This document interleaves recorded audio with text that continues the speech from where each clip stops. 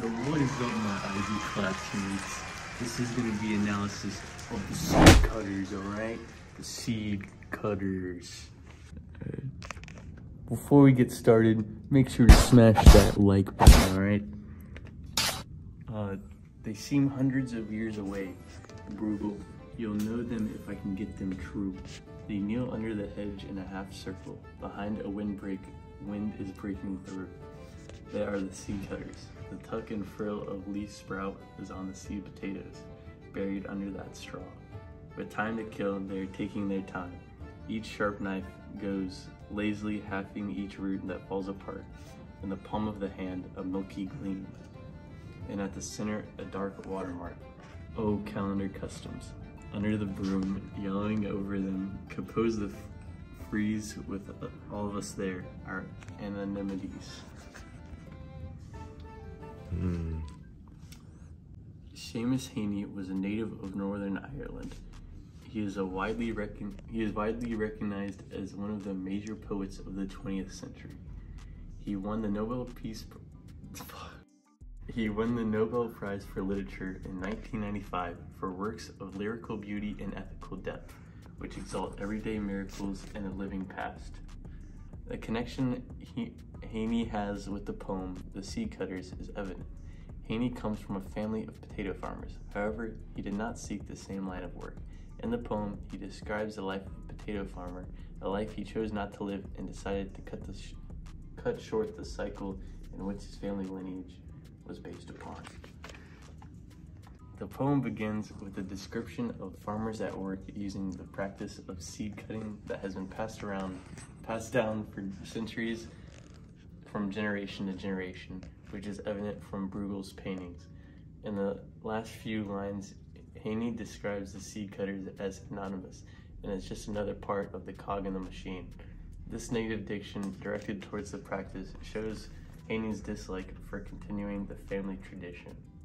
The poem is made up of 3 quatrains, sets of 4 lines, and a concluding rhyming couplet, a set of 2 lines, which makes for a total of 14 lines. The poem follows a consistent forced rhyme scheme that follows the pattern of A-B-A-B, C-D, C-D, E-F-E-F, and G-G, and is partially written in iambic pentameter. With the amount of lines, rhyme scheme, and manipulated iambic pentameter, the poem can be loosely classified as a sonnet. Throughout the poem, Heaney utilizes enjambment, the continuation of sentences at the end of lines, couplets, and stanzas, which work to create a flowing poem with the use of varying syntax. This structure is very typical of Heaney, as it is recycled by him in many other works. In line 1, Heaney makes a historical allusion to the great painter Peter Bruegel, the elder from the 16th century, to introduce what the deeper meaning of the poem is, as later discussed. In addition, Heaney may be referencing the Troubles, although it is probably a stretch with the sentence, with time to kill, they're taking their time.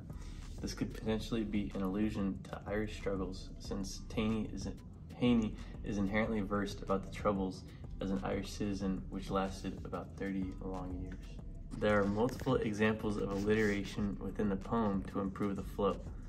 In line 3, there's one that says hedge in a half circle.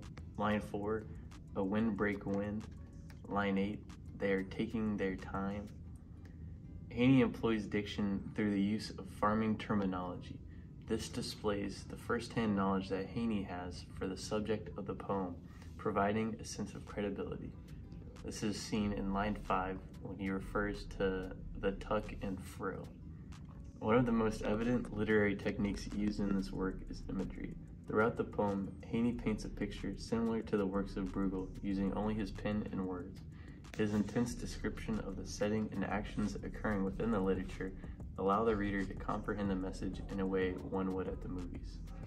In line 3, it says, kneel under the hedge in a half circle. In line 4, wind is breaking through.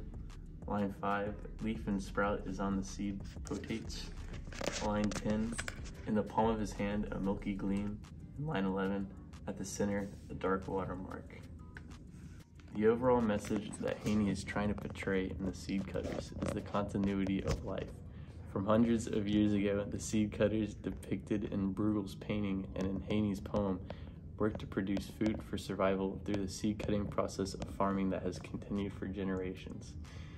In addition, the seed cutters faced and protected themselves from strife in the form of wind, which Heaney indirectly compares to the troubles that his generation faced.